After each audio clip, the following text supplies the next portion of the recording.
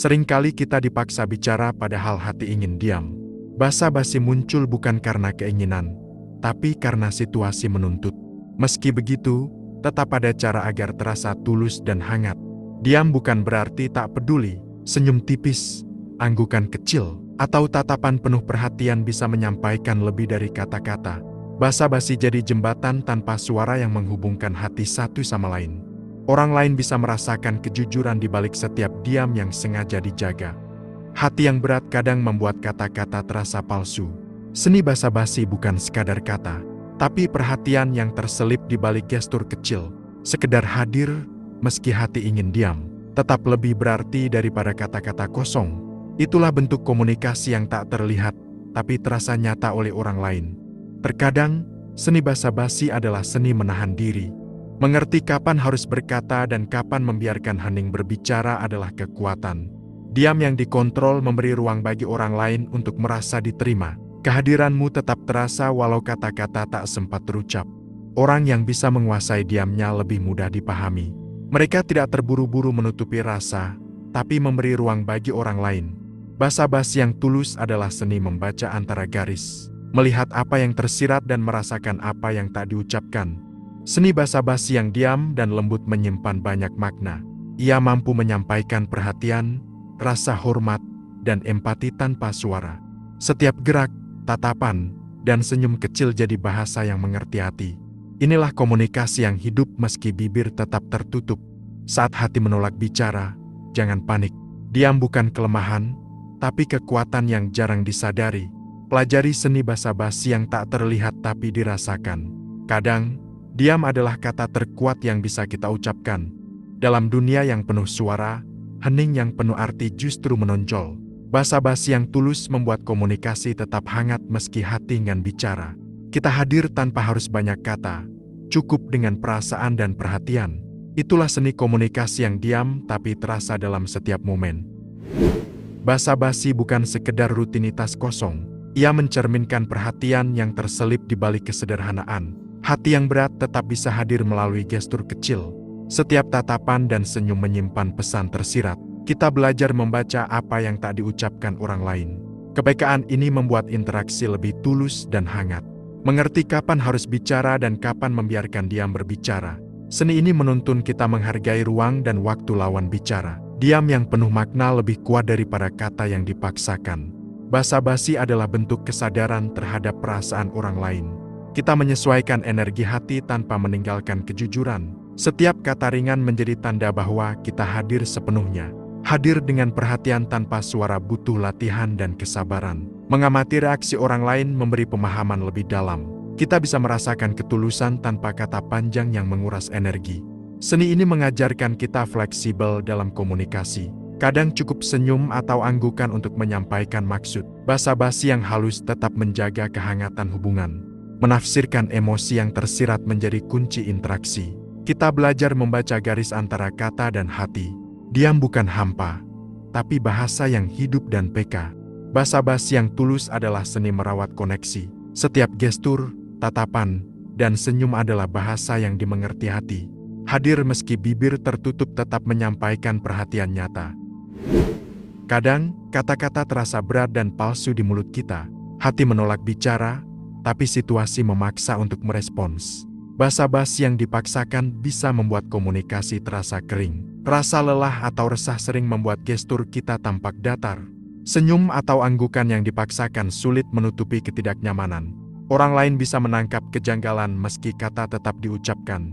Hati yang berat membuat kata sederhana sulit tersampaikan. Kita takut salah bicara, tapi diam terlalu lama bisa menyinggung. Ini dilema halus yang memicu konflik antara kejujuran dan kesopanan. Kadang basa-basi menjadi medan pertempuran batin. Ingin jujur, tapi tidak ingin melukai perasaan orang lain. Setiap kata harus dipilih dengan hati-hati, penuh pertimbangan. Kita merasa terjebak antara keinginan hati dan tuntutan sosial. Mau diam, tapi takut dianggap acuh atau dingin. Mau bicara, tapi kata terasa kosong dan tanpa makna. Ketidaknyamanan ini muncul saat interaksi dipaksakan. Gestur dan nada bicara tidak selaras dengan perasaan. Konflik internal membuat komunikasi terasa tidak alami. Kadang orang lain pun salah menafsirkan diam kita. Mereka mungkin mengira kita cuek, padahal kita hadir sepenuhnya. Ini membuat seni basa-basi semakin rumit dan menantang. Menghadapi konflik ini butuh kesabaran dan ketajaman hati. Belajar menyeimbangkan kata dan diam menjadi latihan sehari-hari. Seni basa-basi bukan selalu mudah, tapi sangat bernilai. Kita bisa mengatasi konflik dengan hadir sepenuhnya meski hati berat. Senyum tipis dan tatapan hangat mampu menyampaikan perhatian. Gestur kecil ini membuat komunikasi tetap terasa tulus. Belajar memilih kata yang ringan tapi bermakna adalah kunci. Ucapan sederhana seperti terima kasih atau apa kabar cukup. Basa-basi menjadi jembatan tanpa memaksakan kata panjang. Mengatur kapan bicara dan kapan diam memberi ruang nyaman. Diam yang terkendali bukan acuh, tapi bentuk komunikasi sadar. Orang lain merasa dihargai meski kata tak banyak terucap. Kita bisa membaca reaksi orang lain untuk menyesuaikan diri. Empati membuat basa-basi terasa alami, bukan sekadar formalitas. Hati yang berat tetap bisa hadir dengan cara yang lembut. Setiap interaksi kecil menjadi latihan kesabaran dan ketelitian. Gestur, nada bicara, dan tatapan mampu menyampaikan empati. Ini seni halus yang membuat komunikasi tetap hidup. Hadir dengan perhatian lebih penting daripada memaksa kata. Basa-basi yang tulus menjaga hubungan tetap hangat dan nyaman. Kehadiran kita terasa tanpa harus berbicara banyak. Menjaga kejujuran di balik gestur menjadi bentuk seni yang nyata. Kita belajar menyeimbangkan kebutuhan hati dan tuntutan sosial. Resolusi konflik ini membuat komunikasi lebih peka dan bermakna. Dengan latihan dan kesadaran, seni basa-basi menjadi kekuatan.